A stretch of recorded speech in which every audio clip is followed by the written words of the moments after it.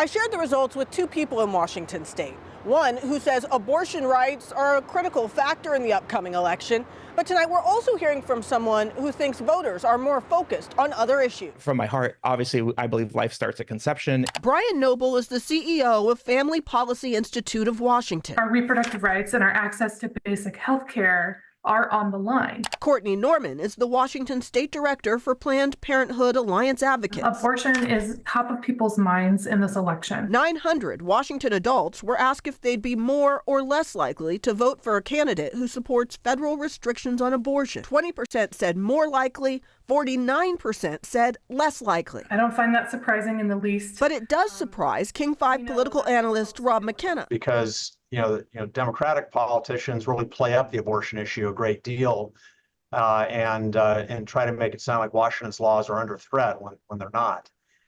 So it's surprising it's only 49%. Republicans have to realize this is a pro-choice state.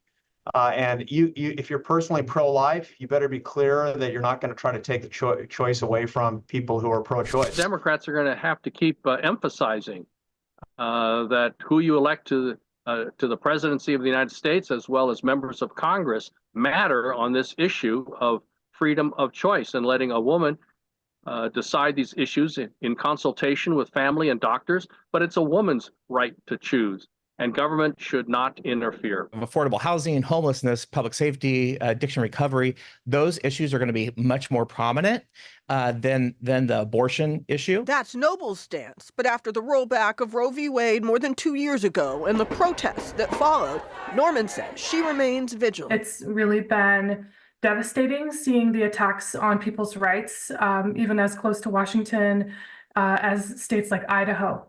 And so here in Washington, we really want to hold the line. Survey USA conducted the poll between July 10th and July 13th, commissioned by King 5, the Seattle Times, and UW Center for an Informed Public.